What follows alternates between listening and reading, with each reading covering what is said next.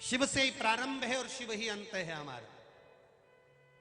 सुबह शिव है, शाम शिव है, दिन शिव है, रात शिव है, नारी शिव है, पुरुष शिव है, बच्चा शिव है, बच्ची शिव है, जमीन शिव है, आकाश शिव है, जल शिव है, अग्नि शिव है, सब में शिव समाया है। उसको पहचानने की दृष्टि भी शिव ने दी है, बस उसको पहचान लो, ये जीवन का सार है, उसको पहचान।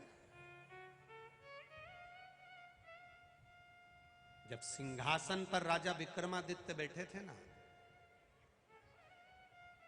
सिंहासन पर बैठे हुए राजा विक्रमादित्य ने पहली बार सिंहासन पर बैठकर सबसे पहला शब्द एक ही कहा था। सबसे पहला शब्द सिंहासन पर बैठकर राजा विक्रमादित्य का एक ही था। जितने सभा में बैठे हुए थे उनके सामने विक्रमादित्य ने एक ही प्रस्ताव लाकर रखा था कि ये बताओ कि चारों तरफ उपद्रवियों ने उपद्रव मचा कर रखा है, कोई मस्तक पर तिलक नहीं लगाता, कोई शिखा नहीं रखता, कोई गले में रुद्राक्ष तुलसी नहीं पहनता, कोई मुख पर भगवान का नाम देना नहीं चाह रहा, सब तरह से लोग भटक रहे हैं, सब तरह से। हमारे बीच में आदरणीय मंत्री महोदय पधारे हैं, यादव जी, मोहन जी यादव, एक बार जोरदार ताली बजाकर पधारी पधारी। एक शब्द का नाद किया गया, बड़े सहज सरल आदरणीय मोहन जी यादव जी, बड़े भाव से उज्जैन क्षेत्र के ही निवासी।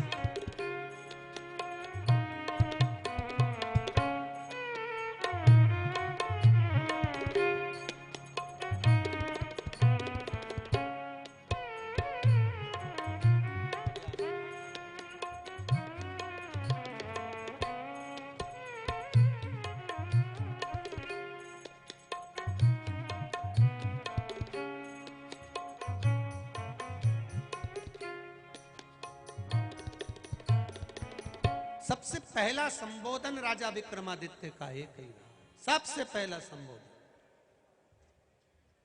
कि मेरे सनातन धर्म का उत्थान, मेरे सनातन धर्म को वापस जागृत कैसे किया।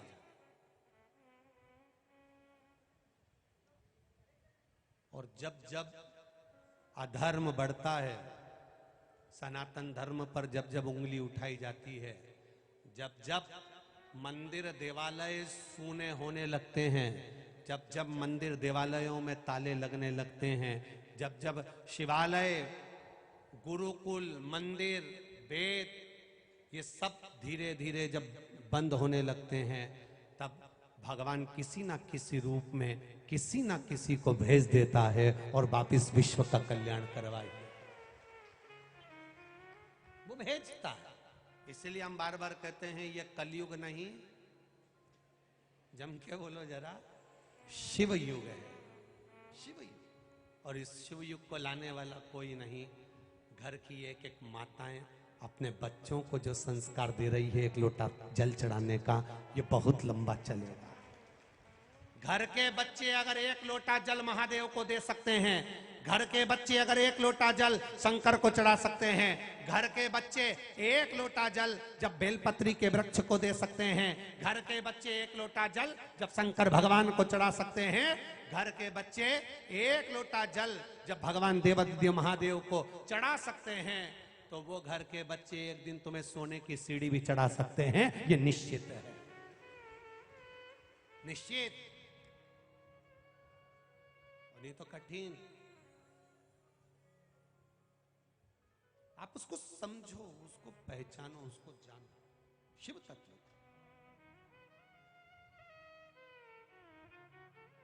शिव महापुराण की कथा कहती है, विक्रमादित्य जब बैठे थे सिंहासन पर, तब उन्होंने एक ही लक्ष्य लिया था कि कुछ ऐसा करना है, शाकों को हराकर, और विक्रम संवत की जो शुरुआत करी, सोने की मुद्राएं थी, सोने की अशर्फियां थी, सोने की चिड़िया, जिस समय कहा जाता था ये विक्रमादित्य के समय की बात है, राजा विक्रमादित्य के समय।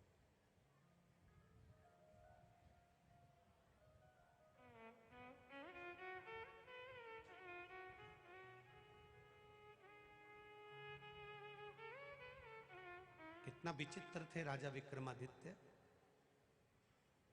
जिनके नगर में पहली बार किसी ने चोरी कर ली थी कई वर्षों के बाद। कई वर्षों के बाद पहली बार चोरी हुई थी राजा विक्रमादित्य के यहाँ।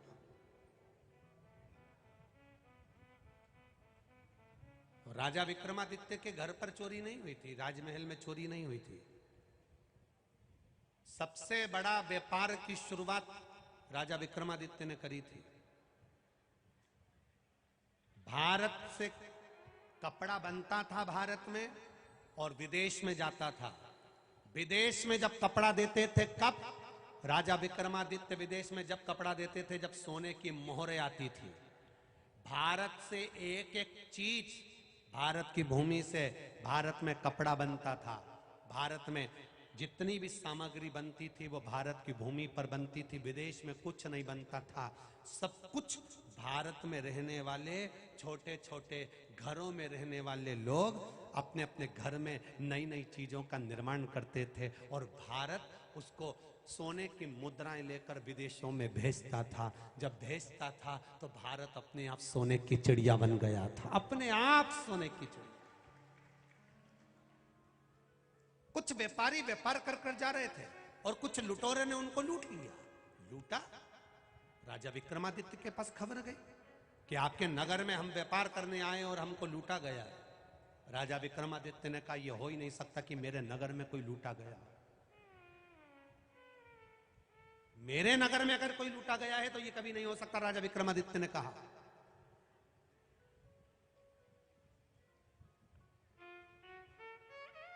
यह हो ही नहीं सकता, भूतो न भविष्यते। खबर उड़ते उड़ते राजा भर्तरी के पास पहुंच गई। उस समय पर राजा भर्तरी नेपाल में विराज रहे थे। राजा भर्तरी नेपाल में विराज रहे थे गुरु गोरखनाथ जी के साथ। सूचना मिल गई, शब्द गया।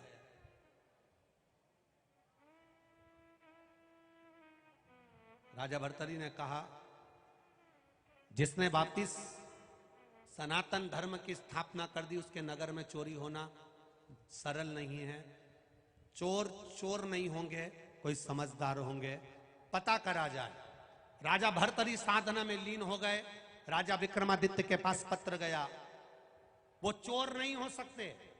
जिस नगर का राजा इतना विद्वान हो, जिस नगर के राजा के पास में स्वर्ण की मुद्राओं का अंबार हो, अगर कोई दरवाजे पर आता है उसको देने की जरूरत नहीं पड़ती, राजा उसको खुद काम में लगा देता है। काम में लगाता है तो वो इतना सोना खुद कमा लेता है। कपड़ा बनाता है खुद सोना कमाता है, सामान बनाता है खुद सोना कमाता है, किसी को चोरी करने की जरूरत नहीं पड़ती। तो फिर आखिर विक्रमादित्य के क्षेत्र में, नगर में चोरी हुई है तो राजा भर्तरी ने अपना पत्र लिखकर भेजा कि ये नगर में चोर नहीं, कोई समझदार आया है। राजा विक्रमादित्य को उनसे साझा करना चाहिए, मिलना चाहिए। आखिर ऐसा कौन है, पता करो। चोर नहीं हो सकता, डाकू नहीं हो सकता। राजा विक्रमादित्य ने कपड़े चेंज करे, वस्त्र चेंज करे, रात्रि के समय पर निकल पड़े। यही अवंतिकापुरी। राजा विक्रमादित्य निकले वस्त्र बदलकर, चेंज कर। आगे चलते चलते जहां पर वो चोर चोरी करने के लिए बैठे थे, तुकतान लगाकर वहीं पर पहुंच गए। राजा विक्रमादित्य चोरी के उन चोरों के पास जाकर बोले, भैया तुम क्या कर रहे हो? तो उन्होंने बताया तो नहीं, क्योंकि कोई चोर काय को बताएगा कि मैं चोरता हूं। चोर कभी बताता है कि मैं चोरता हूं? सब दुनिया का एक एक व्यक्ति अपना अपना पद बता सकता है, पर चोर कभी नहीं बताएगा कि मैं चोरता हूं। नहीं बताएगा। चोर नहीं बोला कि मैं चोर हूं। बैठे हुए थे। राजा विक्रमादित्य ने कहा कि मेरे पेट भरने के लिए मेरे पास काम नहीं है, तुम्हारे साथ करना चाहता हूं। अरे तू क्या करेगा चोरी? बस इतना निकला मुख से कि तू क्या करेगा चोरी? विक्रमादित्य ने कहा। राजा विक्रमादित्य बोले जैसा तुम कहोगे वैसा हम करेंगे। हमारे जैसी चतुरता राजा विक्रमादित्य तेरे में नहीं आ सकती। हमारे जैसी चतुरता राजा विक्रमादित्य तेरे में नहीं आ सकती। राजा विक्रमादित्य ने कहा चतुरता कैसी? एक चोर वाला मुझ में वो गुण है, वो गुण है मुझ में कि मेरे को जमीन में गड़ा हुआ धन भी मैं समझ लेता हूं और निकाल लेता हूं। दूसरा बोला, मुझ में वो गुण है कि पक्षी बोलता है और मैं समझ जाता हूं कि बोल क्या रहा है। तीसरा बोलता है, मुझ में वो गुण है कि मैं बता देता हूं कि यहां से किस स्थान पर कौन सी जगह पर कौन बैठा है। इतने में राजा विक्रमादित्य बोले, मुझ में भी वो गुण है, 7 ताले में भी अगर सोने के हंडे भरे हुए रखे हों तो मैं किलोमीटर पैर से नाप कर बता सकता हूं कि इतने कदम पर इतना सोना रखा है। मुझ में वो गुण है। चोरों ने सोचा, चलो अच्छा चौथा चोटा मिल गया। ऐसा चोर जो बता दे 7 ताले में कि वहां धन रखा, इतने कदम पर, इतने क्षण पर, इतनी जगह पर, ऐसे जाना, इस खिड़की से जाना, इस दरवाजे से जाना। अगर ऐसा चोर मिल गया तो अपना तो काम ही हो गया, चोरी में आसानी रहेगी। चोरों ने अपने साथ मिला लिया। आज विक्रमादित्य से चोरों ने कहा, पहली चोरी करने जा रहे हो तुम हमारे साथ, बताओ चोरी करने कहां चलना चाहिए। उसने कहा, चलो मेरे साथ। राजा विक्रमादित्य ले गए एक घर की ओर और कह दिया, यहां से खिड़की में से कूद कर जाना, अंदर दरवाजा खोलना, कुंडी पीछे से लगी है, उसको खोलकर 22 कदम आगे जाओगे, वहां पर एक हंडा रखा हुआ, उसको निकाल लेना। चोर अंदर गए, 22 कदम जाने के बाद उनको हंडा मिल भी गया, उनने निकाल भी लिया। इतने खुश हुए, इतने खुश हुए, इतने खुश हुए, आपस में बांटने लगे। राजा विक्रमादित्य तुरंत अपने श्रृंगार को उतार कर बैठ गए और चोरों ने हाथ जोड़कर कहा, आप तो राजा विक्रमादित्य हैं, फिर आपने हमारा चोरी में साथ कैसे दे दिया। राजा विक्रमादित्य कहते हैं, तुम पहचान जाते हो कि धन यहां पर है, तुम पहचान जाते हो कि पक्षी क्या बोल रहा है, तुम पहचान जाते हो कि धन कितना किलोमीटर पर है। अगर ऐसे विद्वान चोरी की जगह मेरी सत्ता से जुड़ेंगे तो मेरा वैभव और आगे बढ़ेगा, इस राष्ट्र का उत्थान होगा। ये राष्ट्र के उत्थान की बात है। संसार में जन्म लेने वाला एक एक बच्चा, एक एक नारी, एक एक पुरुष जो संसार में जन्म लेता है, मृत्यु लोक में जन्म लेता है, भगवान उसको फालतू पैदा नहीं करता, भगवान उसको कुछ ना कुछ कला देकर पैदा करता है। आप अंदाजा लगाना, जिस कमरे में तुम सोती हो उस कमरे में अटाला नहीं रखती हो, कवाड़ा नहीं रखती हो, बेकार सामान नहीं रखती हो। तुम जिस घर में रहती हो उस घर में, जिस कमरे में सोती हो उस कमरे में तुम बेकार सामान नहीं रखती हो। ब्रह्मा जी का ब्रह्मलोक, भगवान विष्णु का वैकुंठ लोक, इंद्र का इंद्रलोक, शंकर भगवान का मृत्यु लोक, शिवलोक में, मृत्यु लोक में, पृथ्वी पर जो जन्म लेता है, भगवान अटाला को अपने पास नहीं रखता, भगवान किसी हुनरबाज को ही पृथ्वी पर जन्म देता है, किसी हुनरबाज को पृथ्वी पर जन्म देता है मेरा महादेव। बच्चे बच्चे में एक एक हुनर है, बच्चे बच्चे में एक एनर्जी है। नवयुवक लड़के लड़कियां, नवयुवक बेटा बेटियां 2 मिनट में हार जाते हैं। जरा सा इंटरव्यू दिया नहीं हुआ तो चिंता में पड़ गए, पढ़ रहे थे फेल हो गए तो चिंता में पड़ गए, एक बार अगर इंटरव्यू में पास नहीं हुए तो चिंता में पड़ गए, एक जगह नौकरी नहीं लगी तो टेंशन में पड़ गए। काहे की चिंता। एक पत्र आया, देखिए,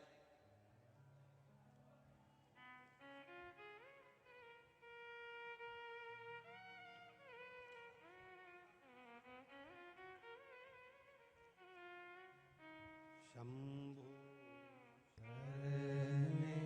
पड़ी मांगू घड़ी रे घड़ी, दुख काटो दया करी न दर्शन आपो।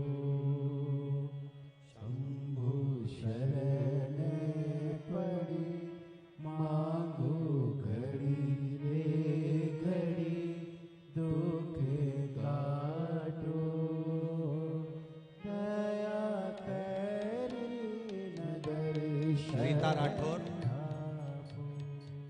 नागझरी, मंगल सिटी, उज्जैन, मोबाइल नंबर लिखा है इसमें। रीता राठौर, नागझरी, मंगल सिटी, उज्जैन, कहीं बैठी हो तो हाथ हिलाइएगा। रीता राठौर, नागझरी, मंगल सिटी, उज्जैन। मोबाइल नंबर ये है।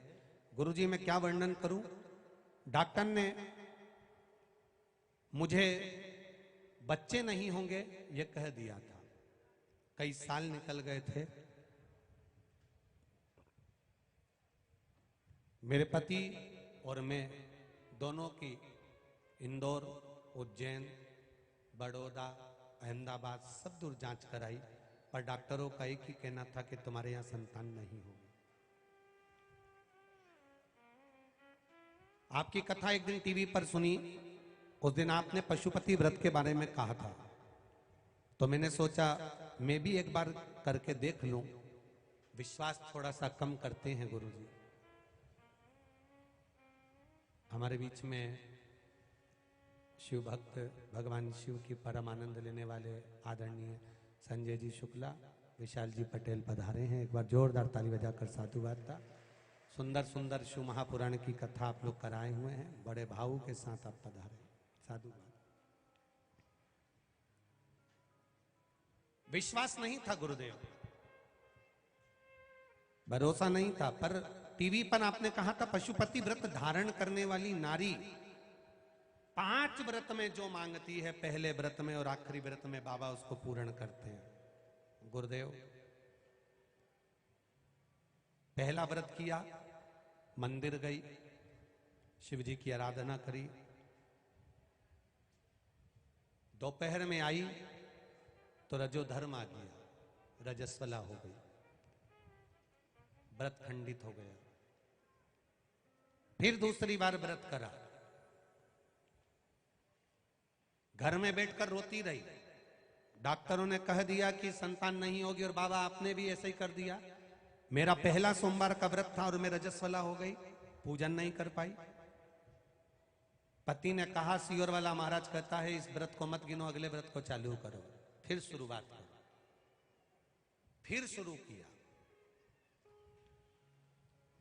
बस सुबह पूजन करी, शाम को पूजन करी, अर्चना करी। बाबा की कृपा से पहला व्रत पूर्ण हुआ। तीसरे नंबर का व्रत आया और बाबा की कृपा से मेरा गर्भ ठहर गया। ये शिव तत्व। रीता राठौर, नागझीरी, मंगल सिटी, उज्जैन से हैं। मोबाइल नंबर भी जिन्होंने लिखा। बाबा की कृपा, गुरुदेव, जो दुनिया कह देती है कि कुछ नहीं मिलेगा, वो काल अधिपति कब दे देता है पता ही नहीं चल पाता है। ये शिव तत्व है, औघड़ी का शिव तत्व। भगवान देवाधिदेव महादेव की कृपा, करुणा जब तक ना हो, आपका विश्वास दृढ़ नहीं होगा, तब तक नहीं मिलेगा। विक्रमादित्य ने भी यही करा कि सनातन धर्म को फिर जागृत कर दिया। ऐसा शिव तत्व का आनंद पाया, ऐसा रस तत्व का आनंद पाया, जागृत हुआ। शिव महापुराण की कथा में आगे श्री गणेश जी के जन्म का वर्णन आता है। उसके पहले हमारे बीच में विराजमान आदरणीय परम पूज्य कथा रसिक आदरणीय महेश गुरु जी से निवेदन करूंगा, 2 संबोधन, 2 शब्द सभी को आशीष वचन के प्राप्त हों। आप उज्जैन के प्रसिद्ध कथावाचकों का आनंद है, एक बार जोरदार ताली बजाएं आदरणीय महेश गुरु जी के लिए, और आशीष वचन अपने को 2 शब्द का प्राप्त हो बड़े आनंद के साथ। उसके बाद में गणेश जी के जन्म महोत्सव का आनंद लेंगे।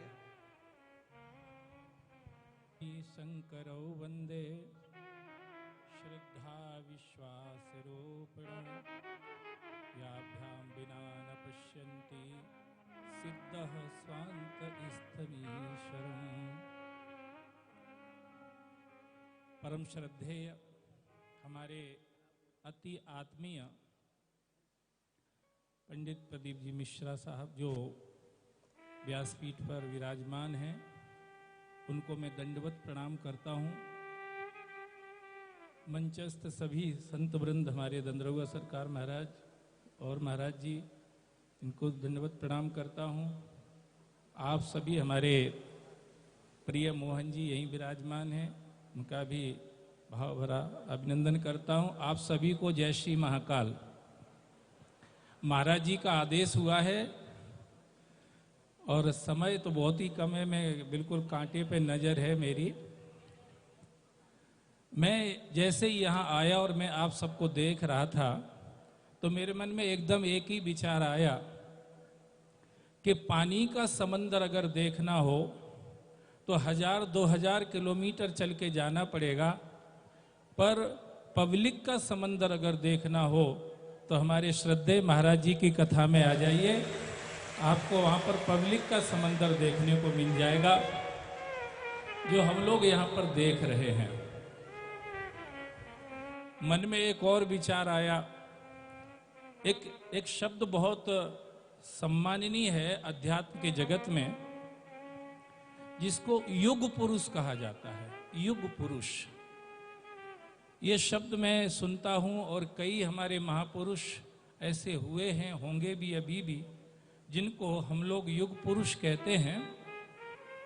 पर अगर युग पुरुष का साकार रूप इस समय कहीं देखने में आता है, आत्मा कहती है कि ये युग पुरुष हैं, तो वो हमारे श्रद्धेय प्रदीप मिश्रा जी हैं। ये इतना बड़ा जन सैलाव मैं देख रहा हूं। अभी मैं आ रहा था तो सड़क पे भी लोग बैठे हुए हैं, नीचे सड़क पे। आवाज महाराज श्री की यहां से जा रही है और वो सड़क पे बैठे बैठे ऐसे मगन हो रहे हैं।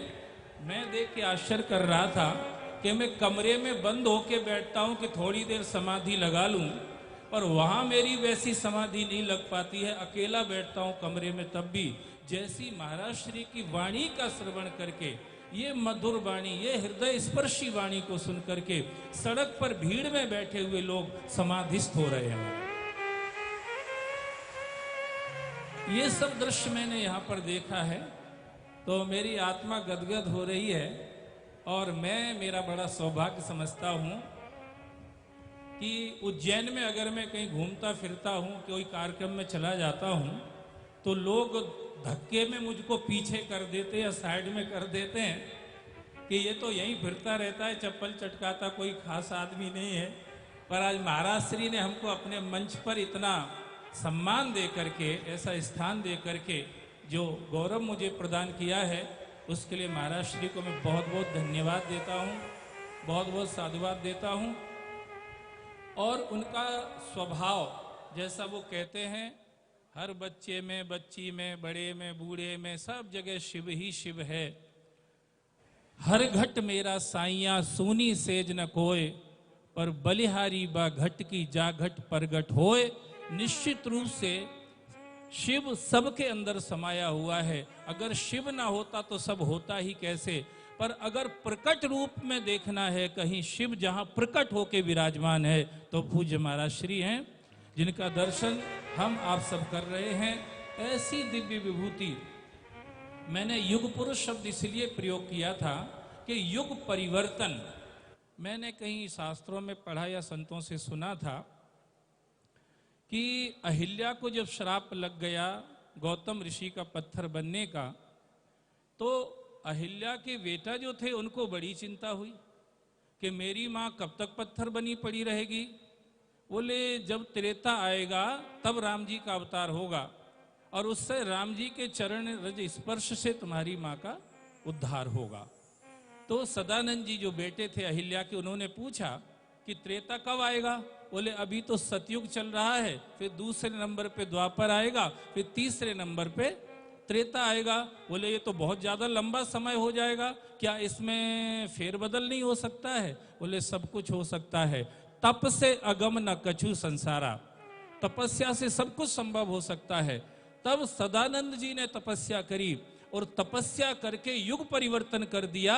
युग परिवर्तन क्या किया, त्रेता था तीसरे नंबर पर, उसको खींच के दूसरे नंबर पर कर दिया। द्वापर था दूसरे नंबर पर, उसको धकेल के तीसरे नंबर पर कर दिया। वो जो कथा हम सुनते हैं, पढ़ते हैं कि युग परिवर्तन किया था सदानंद जी महाराज ने, अगर इस कलयुग में, जिसको पूज्य महाराज श्री शिवयुग कह रहे हैं, आप सब सुन ही रहे हैं, पूज्य महाराज श्री इसको शिवयुग कह रहे हैं, कलयुग नहीं। अगर वो युग परिवर्तन का कहीं विचार साकार होता हुआ दिखाई देता है तो पूज्य महाराज श्री के द्वारा हो रहा है। सिर्फ भारतवर्ष में नहीं, सारी दुनिया के अंदर अगर शिव भक्ति की लहर तरंग पैदा हुई है, ये लोग जो शायद ही कभी मंदिर जाते थे, कभी भगवान के सामने प्रणाम करते थे, कभी फूल पाखुड़ी चढ़ाते थे, आज नतमस्तक हो रहे हैं, मंदिरों में जा रहे हैं, भगवान शिव भी आनंदित हो रहे हैं। और हमें लगता है अंग्रेजी में बोलते होंगे कभी कभार, तो महाराज जी के कान में जरूर आवाज आती होगी, थैंक यू वेरी मच, तुमने मेरी भक्ति का जो ये सैलाब उमाड़ दिया है सारे संसार के अंदर, इसके लिए मैं आपको बहुत बहुत धन्यवाद देता हूँ। पूज्य महाराज श्री के चरणों में प्रणाम करता हूँ। मुझे लगता है समय की मर्यादा का ध्यान रखना चाहिए, क्योंकि हम कथाकार हैं, माइक से चिपक जाते तो मुश्किल ही पड़ता है छोड़ना, इसलिए मैं बहुत बहुत धन्यवाद देता हूँ। महाराज श्री ने मुझे शब्दों के माध्यम से उनके चरणों की और आप सबकी सेवा करने का सौभाग्य प्रदान किया। बहुत बहुत धन्यवाद, साधुवाद। आरती का क्रम प्रारंभ हो रहा है, भाव के साथ में आनंद